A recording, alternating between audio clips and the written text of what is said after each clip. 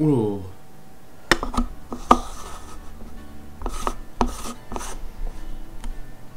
Voilà qui est mieux. Amis photographes, bonjour. Aujourd'hui, je vais vous donner 3 conseils à exécuter pendant vos shootings vidéo comme photo. Alors, ces 3 conseils ne sont pas une liste exhaustive, ça ne veut absolument pas dire que si jamais vous exécutez ces 3 conseils, waouh, votre vidéo pètera et sera juste génial, absolument pas. Ce sera juste 3 conseils qui vont vous permettre d'être plus efficace pendant vos shootings. Numéro 1, on va commencer par la vidéo, donc c'est 3 conseils en vidéo, 3 conseils en photo. On va commencer par la vidéo. Aujourd'hui, je suis quand même pas mal intéressé par la vidéo, je reste dans la photo, ne vous inquiétez pas, mais j'aime beaucoup aussi la vidéo, c'est un moyen aussi pour moi de m'exprimer différemment plutôt que de m'exprimer par des images fixes. Je peux exprimer des émotions par du mouvement, enfin bref, c'est mon avis sur la question. Et il s'avère que j'ai eu la possibilité d'avoir pas mal de shoots ces derniers temps en termes de vidéo, et je vais vous donner un conseil qui est fortement à prendre directement, c'est de gérer manuellement votre gain sonore.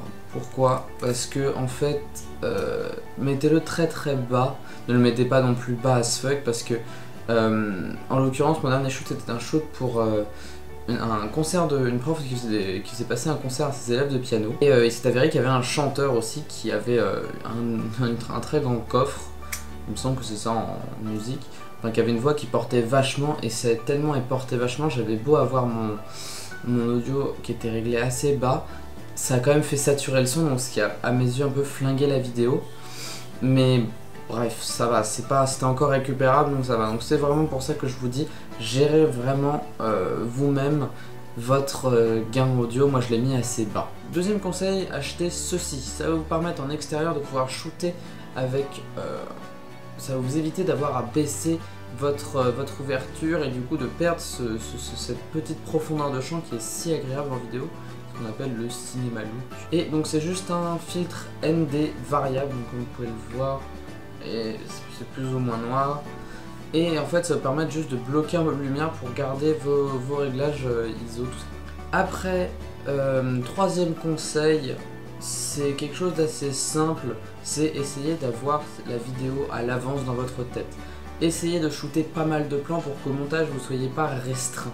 Ça c'est ce qui m'est arrivé là, par exemple je suis en train de travailler sur un de mes projets qui est malheureusement, c'était mon premier shooting vidéo, si on pouvait appeler ça un shooting, et en fait le problème c'est que j'ai pas fait assez de plans larges, ou j'ai pas fait assez de plans divers et variés, parce que c'était du run and gun, parce que c'était du ceci cela, donc vraiment planifiez vos plans, essayez d'être le plus méticuleux possible, dites-vous.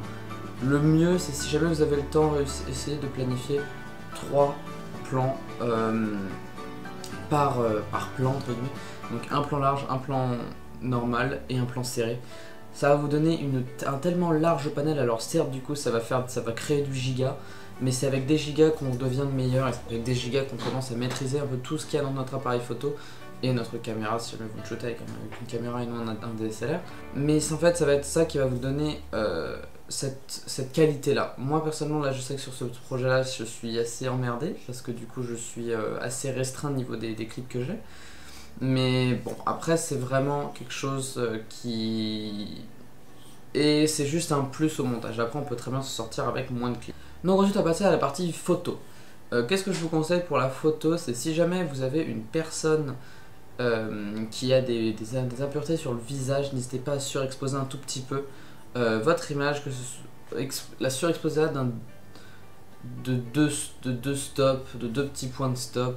Pas de 2 stops, n'allez pas à plus 2, allez à 0.2, parce qu'en fait ça va juste cramer les petits détails de la peau, et en fait ça va lui redonner une peau lisse et complètement lisse.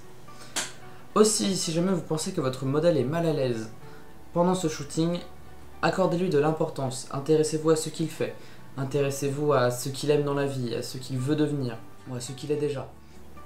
Expliquez-lui pourquoi vous faites différents réglages, pourquoi vous faites ceci, pourquoi vous faites cela, et en fait ça va le mettre dans une ambiance où il va comprendre, il va essayer de comprendre. Donc notre problème à nous les photographes, c'est qu'on a un vocabulaire qui n'est pas commun. Par exemple, c'est pas comme si par exemple je prends l'exemple de la menuiserie, scier, tout le monde sait ce que c'est que scier, alors que pourtant dire ouvrir un diaph c'est un peu plus compliqué.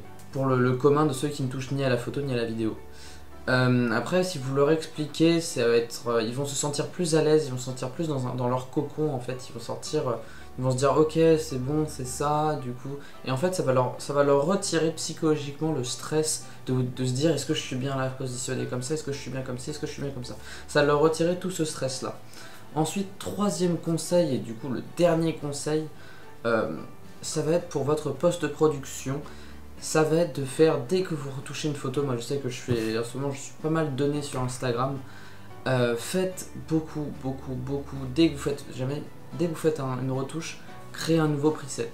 Ça va vous permettre d'avoir une rapidité d'exécution et un panel rapidement accessible, quasiment illimité, et que vous savez que ce sont des presets qui vous plaisent et qui correspondent à votre travail vu que c'est vous qui les avez faits.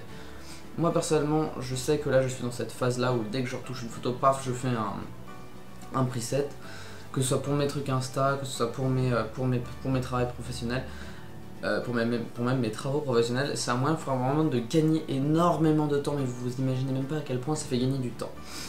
Donc voilà, c'est tout pour cette vidéo, j'espère qu'elle vous aura plu. Sur ce, je vous dis faites de bonnes photos et de vidéos, suivez ces conseils si jamais vous voulez, dites-moi si jamais vous les avez utilisés en shooting, dites-moi si jamais ils vous ont aidé. Sur ce, je vous dis portez-vous bien et à la prochaine, ciao tout le monde.